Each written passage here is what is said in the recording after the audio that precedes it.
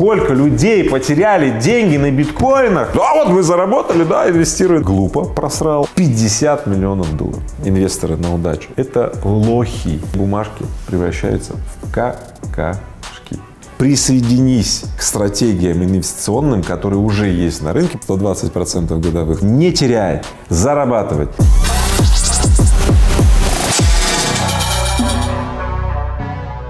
Я знаю, что вы вообще в целом против того, чтобы новички шли в инвестиции.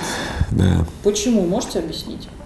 Я очень против, чтобы новички шли в инвестиции, потому что статистика упрямая вещь. Большинство людей теряет деньги. Я не хочу, чтобы люди теряли деньги. Перед тем, как начинать любое дело, следует в чем-то убедиться, чтобы не наносить себе травмы, несовместимые с жизнью. Перед тем, как ты начал инвестировать, убедись в 3 пунктах. Первое. У тебя нет долгов. Ну, просто если у тебя есть долги, и ты начинаешь инвестировать, ты затягиваешь петлю. Ни в коем случае не инвестировать с кредитным плечом.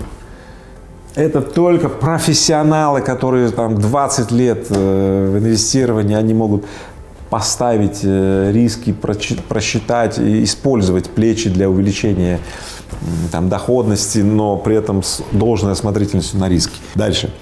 Убедись, что у тебя сформирован резерв. Резерв неприкосновенный, да? Тот, который не для инвестиций, тот, который нельзя вскрывать и брать для инвестиций, это резерв на непредвиденные события. Ну и, конечно же, выстави размер суммы, на которую ты готов потерять, или она надолго зависнет в не очень ликвидных инвестициях, что тоже бывает. Вот эти 3 пункта. Еще раз повторяю. Нет долгов, иметь резерв и определить сумму, которую ты готов безвозвратно потерять. Без этих 3 пунктов вот даже не приступай. Вы сказали о сумме, которую нужно определить для потери. Да. Есть ли сумма, с которой ты можешь заходить? Минимальная какая? По поводу минимальной суммы скажу так. Вот. 100 долларов? Да. Ну, просто можно и $1 на самом деле инвестировать. Там, можно 1 рубль инвестировать. Ну, просто да, определим условные 100 долларов. Если у тебя есть, ты можешь приступать. Раньше инвестиции были доступны только людям, у которых больше там, суммы денег. На самом деле сейчас платформы настолько делают легкими и непринужденными инвестиционные процессы, и расходы на единичную транзакцию такие низкие, что от 100 долларов уже можешь участвовать в инвестиционном процессе. Есть ли продукты, которые вы ни в коем случае не советовали бы начинающим инвесторам? Ну, конечно, есть.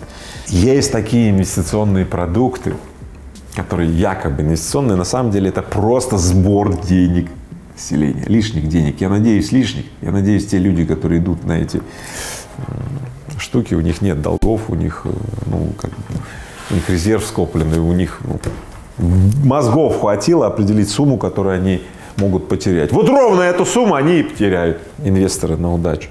Это лохи.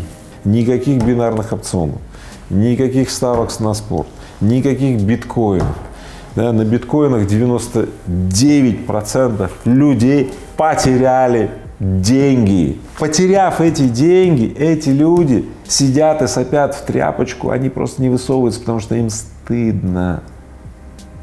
Да? А тот 1%, который заработал, говорит: а вот вы заработали, да, инвестируй, да, и лохов новых привлекает и так далее. Поэтому запомните, если вы теряли деньги, а я думаю, на инвестициях или на попытках инвестициях много людей пробовали и уже теряли деньги. Конечно же, стрёмно об этом рассказывать.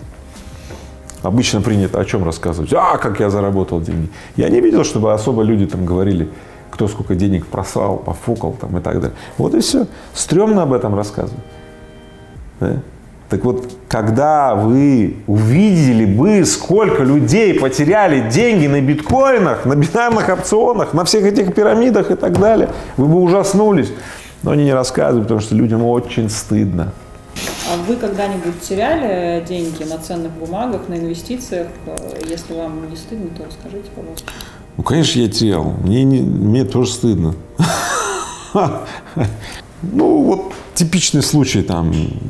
5 лет назад, когда я начинал вот эту вот историю инвестиционную, там звонит мой консультант, мой банкир, консультант, такой: Игорь, там такие бумаги, вот, сам.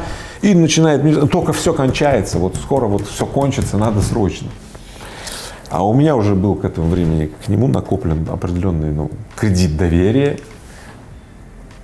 И почему-то мне казалось, что ну все, да, он не может меня обмануть, он не может сам впасть в заблуждение, как бы все. Да, и я $2 миллиона туда перечисляю. И даже первое время, год, я смотрю, там прибавочка, потом через 1,5 года херакс. И мои бумажки превращаются в какашки. Короче, я посчитал, что за всю жизнь, вот за всю мою историю жизни в бизнесе и так далее, вот на таких попандосиках я, давай так, не то чтобы глупо просрал, а я сказал, я инвестировал в свое самообразование, в свои принципы, которые сейчас помогают мне зарабатывать гигантские миллионы, $50 миллионов.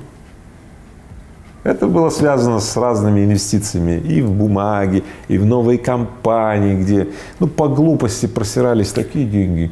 Выходит, что я не потерял $50 миллионов, а я вложил их в свое обучение, в выработку своих принципов, практик. И оказывается, не только моих принципов и практик. Я вложил в нашу с вами способность больше не терять по глупости деньги. Есть ли продукты на инвестиционном рынке, которые вы бы советовали новичкам?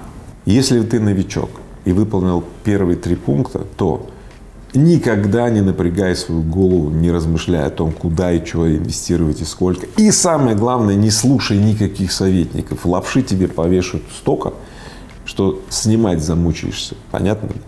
У людей есть свой интерес, поэтому они будут тебя толкать туда, куда им выгодно, но не тебе. Да? Или просто ты пока еще новичок, сможешь не сориентироваться и возьмешь повышенный риск и так далее. Тебя, затолкают на повышенный риск. Поэтому ни в коем случае никого не слушай. Для новичка мой совет генеральный, один совет. Присоединись к стратегиям инвестиционным, которые уже есть на рынке. Просто присоединись, стань частью существующих стратегий. Как в жизни мы можем читать всякие теории, как жить и так далее, слушать людей, советы и так далее. Но самым лучшим образом работает следующее. Когда мы видим человека, у которого получается что-то в жизни, жить, иметь хорошее благосостояние, иметь семью и так далее, то наблюдение за ним, подсматривать за ним, делать то, что он делает, дает наилучший результат в жизни. Вот все. Вот в инвестициях то же самое. Представь себе, что у вас есть вариант, возможность наблюдать за 10 тысячами или лучше за 50 тысячами людей, которые инвестируют. И вы смотрите, у какой сотни людей наилучшим образом получается зарабатывать на инвестициях. Да? Представили себе? А дальше просто подписывайтесь на этих людей, становитесь ими, их фолловерами, то есть последователями. И делаете точно такие же действия, с инвестициями, как и они. А чтобы присоединиться к ним и видеть это как на ладони, на рабочем столе, нужно просто подписаться или купить небольшую подписочку на вот этот инструмент. Он называется Best Stocks. И тогда в вашем кошельке прибавляется денег ровно столько же, пропорционально сделанным ставкам, конечно, сколько у тех самых успешных людей. Сейчас много компаний становятся такими брокерами. Например, Тинькофф Банк, который предлагает всем своим клиентам купить и оформить скачать новое приложение и стать инвестором через Тинькофф Банк. Вы вообще такие штуки советуете? Есть там риски?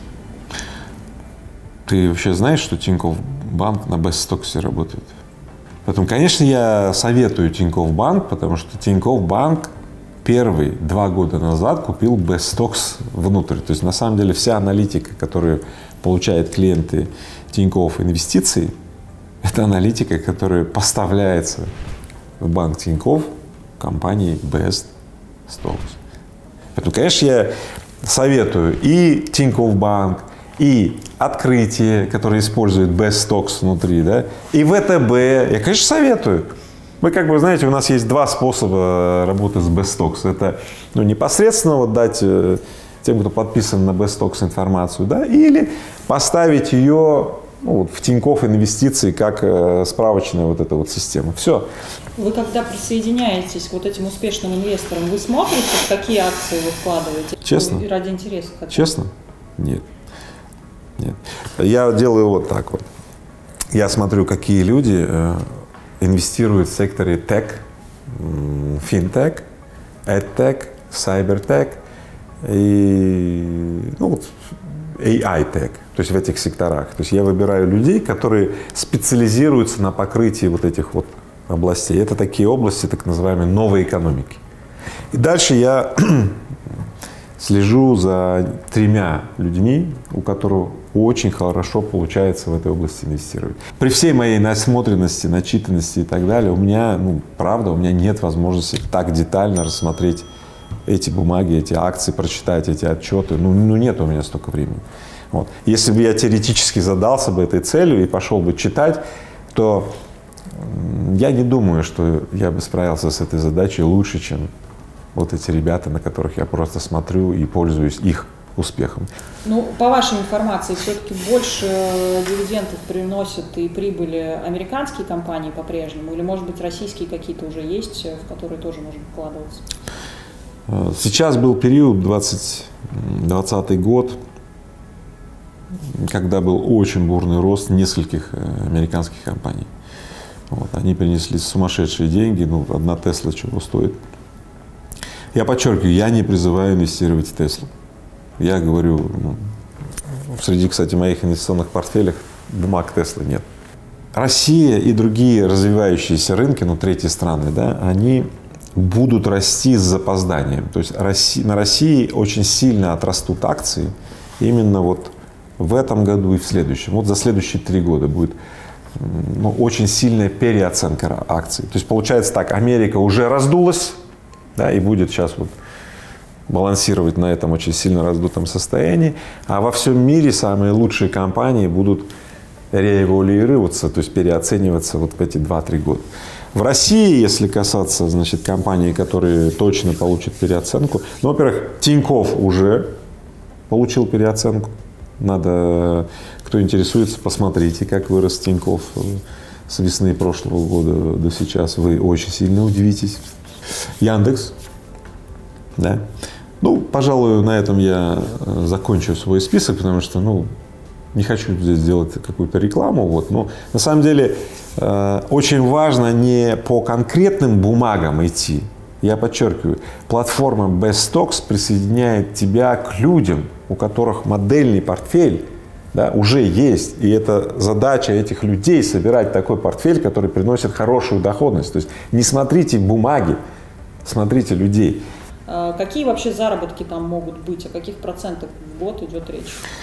Недавно получил такое письмо от одного подписчика, кто купил пожизненный доступ. Эдмо 316. Он пишет месседж: I fuck love you. 120% годовых в прошлом году. То есть это, а у Андрюхи Ишунского, у него 136 даже процентов. Он там вошел в какой-то рейтинг. Просто вот прошлый год был очень экстремальный, поэтому это не значит, что сейчас такое будет. Может быть меньше, может быть больше. Но суть не в этом. Суть в том, что никогда такого не было, да, что мы можем присоединяться к успешным стратегиям конкретных людей, да, а не отдавать деньги каким-то организациям, которые дадут нам в среднем по бане, как Сбербанк или кто там, когда они берут на депозит деньги, они там, знаешь, сколько сейчас депозит приносит? 2% то есть почти ничего. Представления, которые раньше ограничивали нашу возможность инвестировать только в том, что мы должны сами строить все. Подожди, зачем? Присоединись к успеху людей, у которых он получается. Все. В этом смысле… Вы все-таки не советуете отказываться от резерва, от того же, который, скорее всего, на депозите и лежит? Конечно, нет. Это вещи вообще не противопоставлены друг другу. То есть инвестирование — это все-таки зона, которая не заменяет, да, систему жизнеобеспечения и фундаментальных таких оснащений. Потому, пожалуйста, жилье, кров, одежда, семья, резерв, вложение на личностное развитие, профессиональный рост и так далее. Вот когда вся вот эта программа у тебя выполнена, пожалуйста, только тогда оснащай себя инвестиционными, так сказать, приблудами, пожалуйста, но не до этого. Иначе ты попадешь в перевертыш. Да, такой корабль, представь себе корабль, да, у которого центр тяжести вдруг оказался на мачте. Что будет с ним? Поэтому я желаю каждому, чтобы гигиена была выполнена, и, базируясь на этой гигиене, были построены источники благосостояния, благополучия. И все сделаю для этого. И мои 50 миллионов долларов, которые я вложил в обретение принципов, которые позволяют мне сейчас, не теряя, зарабатывать, да, без усилий делать выгодные шаги, да, я дарю вам, предоставляю к ним доступ. Давайте благоустраивать нашу жизнь вместе своими руками.